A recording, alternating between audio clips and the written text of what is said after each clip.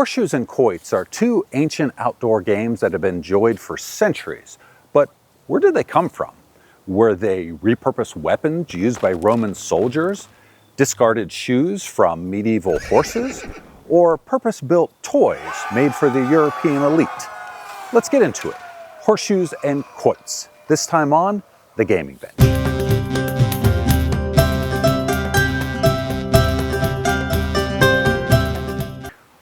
The horseshoe pit is generally 6 feet long by 3 foot wide and filled with sand or dirt. The stake is 1 inch in diameter with 15 inches extending above the surface. Tournament horseshoes use a stake that's angled 12 degrees towards the pitcher. The pitching line measures 40 feet from the stake. Let's take a look at the horseshoe itself. So while the name and origin makes it clear that it was developed from horseshoes actually worn by horses, modern pitching shoes are purpose-built just for the game. The open end of the shoe is called the heel, and the opposite end is the toe. That's because this is how it would go on a horse's foot, with the toe here and the heel here. Modern horseshoes have 3 projections on them. These are called cocks. These are the toe cocks, and this is the heel cock. These are designed to help the horseshoe from skidding or flipping over away from the post after it's been thrown. Some horseshoes have an indentation or projection right here on the toe. This is called a ring breaker. It's designed so that when the horseshoe hits the post, it hits this indentation or the spike and falls straight down the post instead of spinning off and robbing you from a ringer. The 2 forwardmost elements of the horseshoe are called the points. These will be very important later when we talk about ringers. According to the National Horseshoe Pitchers Association, a shoe must not weigh more than 2 pounds 10 ounces, but there's no required minimum weight. Most horseshoes are made of iron or steel, but as far as I can tell, there's no regulations on what material a shoe can be made of. I'm curious if I could use a wooden horseshoe. The bylaws do say that all horseshoes must be approved and sanctioned by the NHPA before they can be used in official competition, so probably not. There's also a bunch of regulations about width, height, length, but you can look that stuff up if you're really interested. Quoits is a very similar game. The pit for quoits is 3 by 3 foot square or a 4 foot diameter circle. The surface should be clay or packed dirt, never sand. The stake, called the hob, is no more than 7/8 of an inch in diameter and extends 4 inches above the surface. The pitching line is 21 feet from the hob. Quoits are played with cast iron discs. According to the U.S. Quoiting Association, a regulation quoit weighs 4 pounds and is 6 3/4 inch in diameter and has an interior hole of 3 inches. The convex side of it is called the hill. The concave side of it is called the hull. I built both this horseshoe pit and this quoits pit in my backyard. Now, ideally, there would be 2 identical pits facing each other, but as you can see, I only built 1 of each. If you want to see how you can over-engineer your own horseshoe or quoits pit, I have a video down in the description that shows the whole process. Let's talk about the rules of horseshoes first. Horseshoes are played with 2 players or 2 teams that take turns tossing their horseshoes towards the stake in the distance. Horseshoes must be pitched underhand, and a player cannot step over the foul line. If they do, that pitch doesn't count. The 2 teams or 2 players take turns pitching shoes until they reach a predetermined number, usually 21, but you have to win by 2. A pitched horseshoe can end up in one of 4 different positions. A ringer is when the horseshoe completely encircles the stake. It doesn't matter if the horseshoe actually hits the stake or not. All that matters is if the stake is within the open end of the iron when it comes to rest. If the position is in question, align a straight edge touching the 2 points at the end. As long as the straight edge doesn't touch the stake, it's a ringer. A leaner is a shoe that isn't a ringer but touches or leans against the stake. Closest is a horseshoe that is within 1 horseshoe width of the stake or closer. Generally, a shoe that is more than a horseshoe width away from the stake doesn't count towards scoring. The most common method of scoring is called cancellation scoring. With this method, only one player or team can score in an inning. The closest horseshoe, again, has to be at least 1 shoe width from the stake, scores 1 point. If both of a player's shoes are within range and neither of their opponents are, that's 2 points. A leaner is considered closer than any other shoe other than a ringer. It's still only worth 1 point though. A ringer is worth 3 points.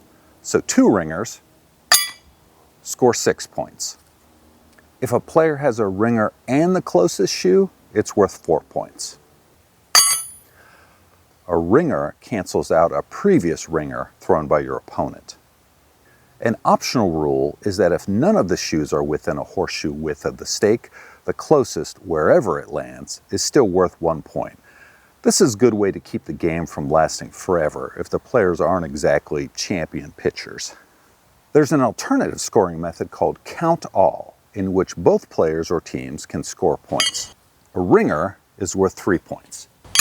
An opponent's ringer on top of yours cancels 1 ringer. So if you threw 2 ringers and your opponent threw 1, you each get 3 points. Closest shoe to the stake is worth 1 point. Now the rules for quoits. Like horseshoes, quoits are played with 2 people or 2 teams. To figure out who goes first, take a quoit and toss it up in the air like you're flipping a coin. The other player calls out hill or hole before the quoit hits the ground.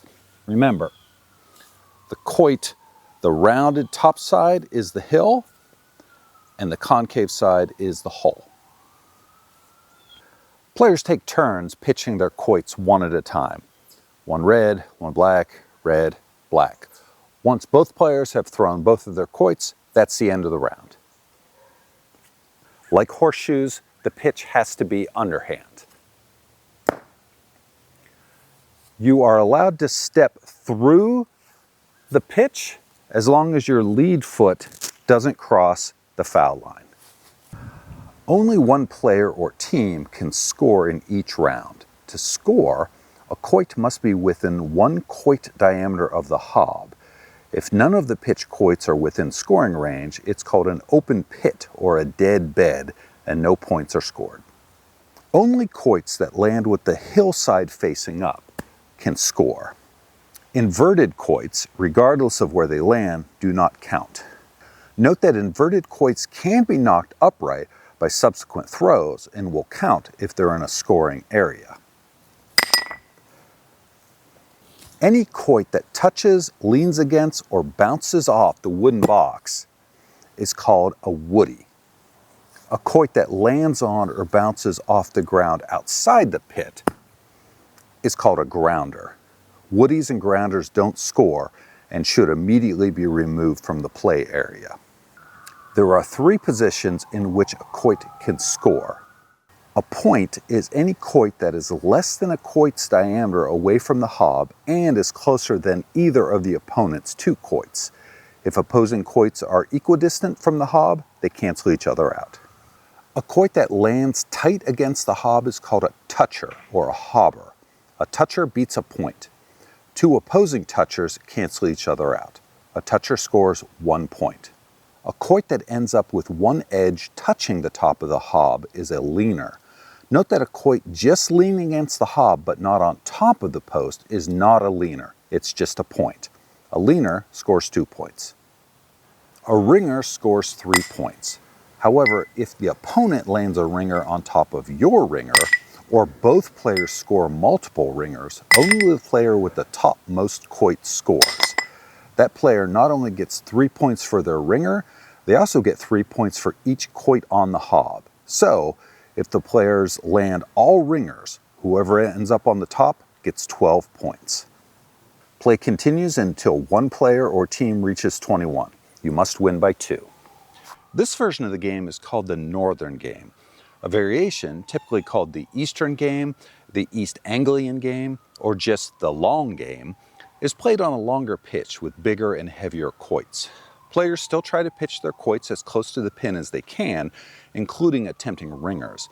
The big difference is that the pin is flush with the surface of the pit, so you can't see it from the pitching line. A white piece of paper is placed on the pin to help players aim. This fantastic 1933 video demonstrates the hazards of this version. In some places horseshoes are used, but here's a regulation quoit, ring or iron, as you please. Preparations for the match. This ring of clay is watered to get a soft surface, and then stamped down in this way to ensure smoothness. Now this small iron pin is put into position, and the object is to throw the quoit as near the pin as possible.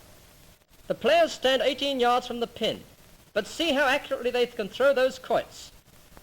The top of the pin does not protrude from the level of the clay, as it doesn't do either much good if the quoit hits the pin. That is why the position is marked with a small piece of paper. Strength as well as accuracy is required in this game, as the quoits weigh as much as 20 pounds a pair, and the man who shows them where to throw has to take care he doesn't get hit. Now that you know the rules, we need to answer the age-old question: what came first, the horseshoe or the quoit?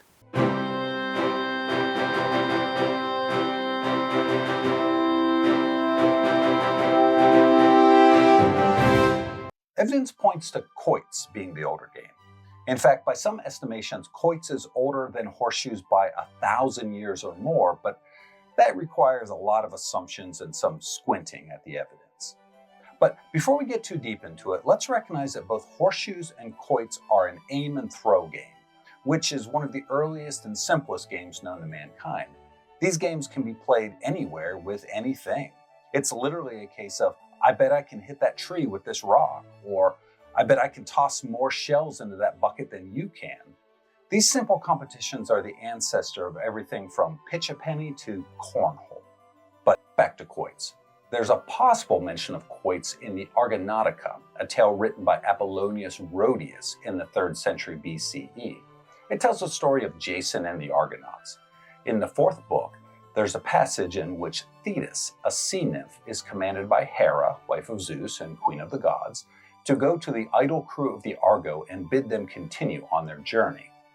And Thetis, swifter than the flash of an eye or the shafts of the sun when it rises upward from a far distant land, hastened swiftly through the sea until she reached the Aeaean beach and the Tyrrhenian mainland, and the heroes she found by the ship taking their pastime with quoits and shooting of arrows. The challenge with this passage is that the word translated here as quoits is the Greek word solos, which literally translates to throwing iron. While translated to quoits in this context, it could refer to other iron objects used in games, including a solid iron discus, an ingot, or a ball, like a modern-day shot put. There's also an off-cited tale in Ovid's Metamorphoses, a tale of Apollo and Hyacinthus. It tells the story of a mortal prince who was of such remarkable beauty that he caught the attention of Zephyrus, the god of the west wind, Boreas, the god of the north wind, and Apollo, the god of prophecy, healing, and music.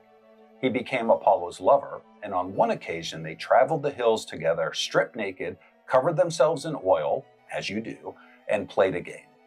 Then, when the youth and Apollo were well stripped and gleaming with rich olive oil, they tried a friendly contest with the discus. First Apollo, well poised, sent it a whirl through the air and cleft the clouds beyond with its broad weight, from which at length it fell down to the earth, a certain evidence of strength and skill. Heedless of danger, Hyacinthus rushed for eager glory of the game, resolved to get the discus. But it bounded back from off the hard earth and struck full against your face. O Hyacinthus! Deadly pale the god's face went, as pallid as the boy's. With care he lifted the sad, huddled form. Even the god of healing could not bring Hyacinthus back to life. In some versions of the tale, it's Zephyrus who blows the iron off course and into the boy's head, killing him. Some translations render solis, the iron weight, not as a discus here, but as a quoit. But this seems like a willful misunderstanding of the text because, at least to me, the context makes it clear that we're talking about a discus.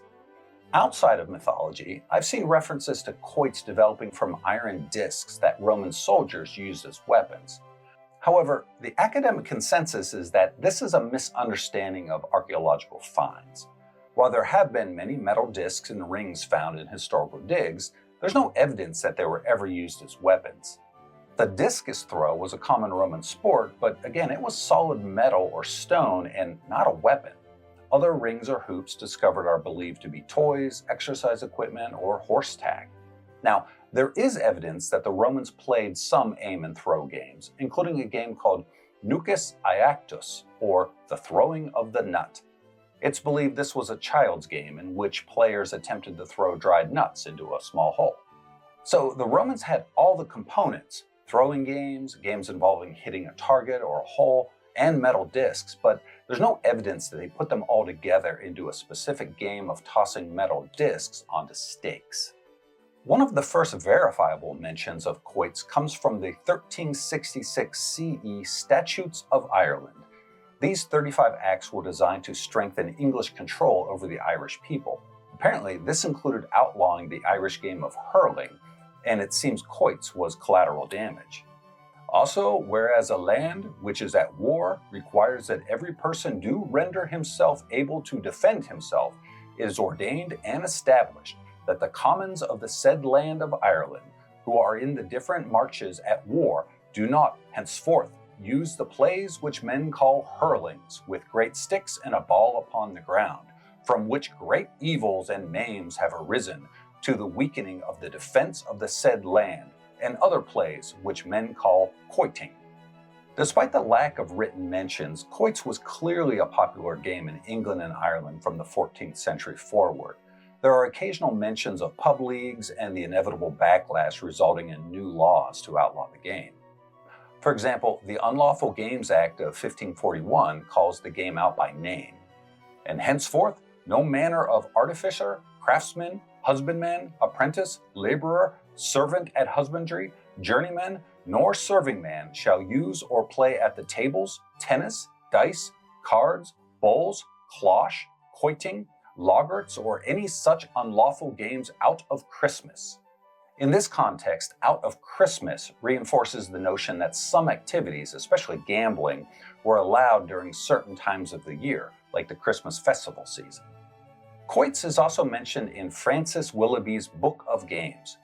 Willoughby is an interesting figure. He died in 1672 at the age of 38, but in his life he extensively studied birds, fish, mathematics, chemistry, linguistics, and of course, games.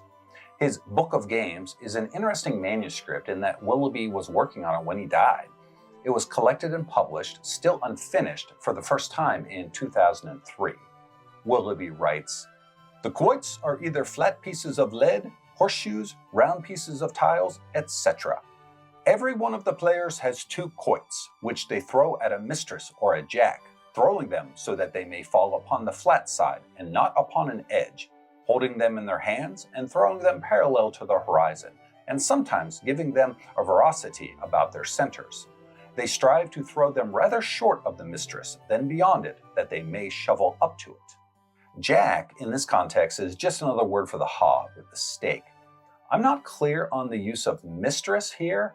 Now, mistress is a common term used in quoits, but it refers to a quoit that lands upside down, that is, the concave or whole side up. And yeah, the etymology of the term is just as gross and sexist as it sounds. I can't be sure of Willoughby's intention, but my best guess is that mistress refers to a hob that is driven flush with the ground, like the eastern variation mentioned earlier. The first published rules for quoits appeared in the April 1881 issue of The Field, which at the time was a British weekly newspaper for country gentlemen. Side note, The Field is still published today, although it's a monthly magazine now and doesn't limit its readership to country gentlemen.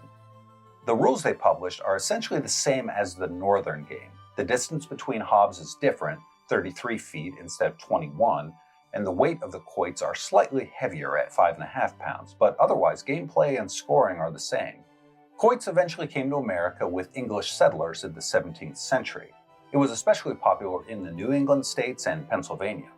Quoits remains popular in Pennsylvania today, especially among the Amish. Now, the timeline for horseshoes is harder to pin down. Horseshoes was definitely played in the same period as quoits, but it was generally considered a rustic version of quoits, played by country folk who couldn't afford or didn't want to bother with acquiring a set of iron rings. Instead, they used what was already readily at hand, discarded horseshoes. I asked my wife to bring home a pair of old horseshoes. Note that these are for her 15 hands Arabian, so they're pretty small. I can tell you that it's nearly impossible to get a ringer with these dinky shoes. Presumably the game would be easier with shoes for a draft horse. By the 1800s, quoits had nearly fallen out of play entirely, and horseshoes had become the more popular game. I can't say for sure why one game declined and the other flourished, but my best educated guess is that quoits required specialized equipment and old horseshoes were everywhere. Quoits was also considered a game of the upper class, and with the election of Andrew Jackson to the US presidency in 1829, a wave of anti-elitism swept the nation. Anything that even hinted at British aristocracy would have been rejected by the masses. Also, I'll add that the clang of a horseshoe hitting the post is way more satisfying than the clink of a quoit hitting the hog. Pitching horseshoes was largely a rural, impromptu game throughout the 1800s. It wasn't until the first World Horseshoe Tournament in 1909 that the sport really gained wide attention. The tournament was held in Bronson, Kansas as part of a larger 4th of July celebration. There were no regulation sizes or weights for horseshoes, and the stake was only 2 inches above the surface of the pit. The winner, Frank Jackson, developed a technique in which he could land 2 ringers, effectively shutting out his opponent due to the small height of the post. The local newspaper, the Bronson Pilot, described the event like this. The horseshoe game attracted much attention. For several days, Bronson pitchers have been putting in their spare time casting the symbol of good luck in the hope that they might become expert by the bid day. But Bronson lost out. 34 men entered the game. W.F. Jackson and Lonnie Wilson of Blue Mound proved the 2 best at pitching shoes, receiving $2.50 each. Jackson then took the belt from Wilson. Jim Hunnell of Bronson then challenged Jackson for the championship. He was skunked in 2 games. As competitions became more widespread and offered cash prizes, the inherent faults of shoes intended to be worn by actual horses became an issue. These horseshoes were uneven and unbalanced, making it challenging to throw consistently. Some players began to forge or commission horseshoes specifically designed for play. The first organized body for horseshoe pitching was the Grand League of the American Horseshoe Pitchers Association, founded in 1914. It set a weight standard for horseshoes, no less than 2 pounds, no more than 2 pounds 2 ounces. They also raised the height of the stake to 8 inches. In 1919, the National League of Horseshoe and Quoit Pitchers organized a national tournament in St. Petersburg, Florida. They increased the distance between stakes to 40 feet, the standard that is still used today. They also adjusted the stakes so they leaned 1 inch towards each other. In 1920, the rules changed again, raising the height of the stake to 10 inches and increasing the lean to 3 inches. The winner of the 1920 Summer Championship was a man named George May from Akron, Ohio. May is recognized as developing the, quote, open shoe, a pitching technique that made it easier to score ringers. The very first horseshoe patent, that I could find at least, is from 1927, filed by Orrin P. Mossman. The application describes his invention as a pitching device of the general form of a horseshoe provided at the inner side of each end with an abrupt inward projection, said projections extending directly towards each other, determining the width of the heel opening and being each of a length not over half the width of the end immediately adjacent the projection. As you can see from the drawing, it looks very much like modern pitching shoes, lacking only a ring breaker. I find the text of the application really interesting. This invention relates to devices used in the game or sport of horseshoe pitching, a contest in which either actual horseshoes or game members of generally similar form are pitched at a stake with the object of causing the shoe to embrace or ring the stake. What's interesting to me is that Mossman mentions the use of actual horseshoes, even though by this point they had all but been replaced with purpose-built pitching shoes, at least in organized tournaments. He also takes great care to explain a game that had been played for at least 100 years at the time of his application. and several national championships for the sport had already come and gone. Maybe this is the nature of patent applications, or maybe he thought that city folk were still ignorant of the joys of horseshoes. In 1931, John A. Gordon patented his spin-on horseshoe. This is essentially the design for the modern-day shoe. Gordon is considered a pivotal figure in the development of the modern game, his horseshoe design being preferred by a wide range of players. Incidentally, my father's horseshoes are 65-ounce Gordon spin-on shoes. Gordon's patent application starts like this. This invention has to do with pitching horseshoes, such as are commonly used in the game of quoits. As is well known in the game of horseshoe pitching, or quoits, the player pitches the shoe onto a cylindrical stake located at some distance. Now, honestly, I don't know what to make of that. I haven't seen evidence of this, but it would appear that horseshoes and quoits were synonymous at this point in time. Gordon's patent is for a U-shaped horseshoe, and everything I've read says that quoits is played exclusively with a round disc with a hole in the center. So why would the name of these two different games be interchangeable? If anyone has any insight in this, I'd love to hear about it in the comments. The sport of horseshoes continued to evolve, with the stake growing to 12 inches in the 1940s and to its final size, 15 inches, in 1950. Regional horseshoe pitching organizations came and went until the remaining consolidated into one body. President Harry Truman had a horseshoe pit built at the White House during his administration. Much later, President George H.W. Bush reopened the pit, hosting tournaments with White House staff and family members. Bush often demonstrated the game to visiting dignitaries, including Queen Elizabeth II and Boris Yeltsin. The current governing body in America is the National Horseshoe Pitchers Association, whose stated purpose is to promote and organize the sport and to standardize the rules, equipment, and playing procedures. The NHPA has 54 self-governing charters in the U.S. and sponsors numerous tournaments, including the annual World Tournament. It estimates that there are 15 million horseshoe enthusiasts in the U.S. and Canada.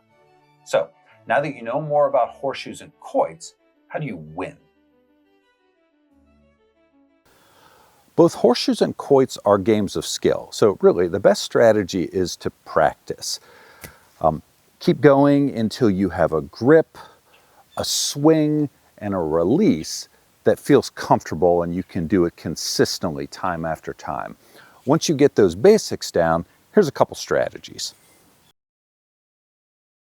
Quoits are best thrown flat with a gentle spin, not unlike throwing a frisbee. Just keep in mind that this is 4 pounds, so it's going to take a lot more force to get it there than a plastic disc. When pitching the quoit, don't just think about the force it's going to take to get there. Think about the arc and the angle to get it up and over the hob. Most misses come from overthrowing, so find that sweet spot between the right arc and the right power. Ooh! Be strategic with your throws. You don't always have to just aim for the hob to get a ringer. If your opponent has a quoit in a scoring position, especially a leaner, you can try to pitch your quoit to knock it out of play.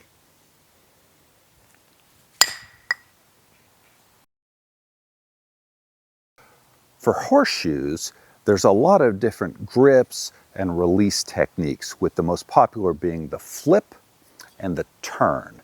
Now, I'm not skilled enough to really demonstrate either, but I'll walk you through how it's supposed to work.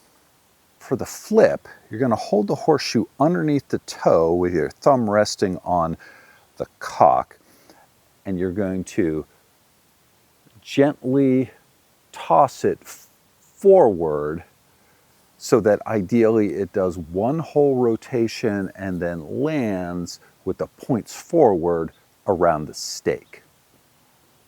Another way to do this is to hold it on top so that you grip it like this, and then the release is forward like this, and then the horseshoe will flip multiple times before landing on the stake. I'll try to demonstrate both those. First, the flip with underhand grip. I'm going to take it down by my side and just let the arm go forward.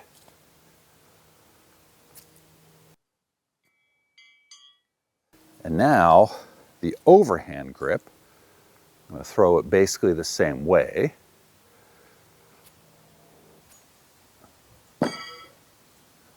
For the turn, you hold the horseshoe here and bring it down, and when you release, you give it a spin, and depending on how much spin you can give it 1 whole spin and a quarter to land there, or you can also hold it this way and release it so that you give it 1 3/4 of a turn before landing. I think I have that backwards with the cocks upward. For the turn, you bring it down parallel to your leg and then level it off horizontally before giving it that spin. And for the 1 3/4, the release is the same, just the spin is different. And as far as you know, all 4 of those were ringers. Practice whatever technique feels best to you and keep at it until you can consistently land on the same distance with each throw. As far as strategy goes, just be aware of what's happening in the game. If you're ahead on points, try to play conservatively and score with every throw, even if it's just 1 point. This will build your score.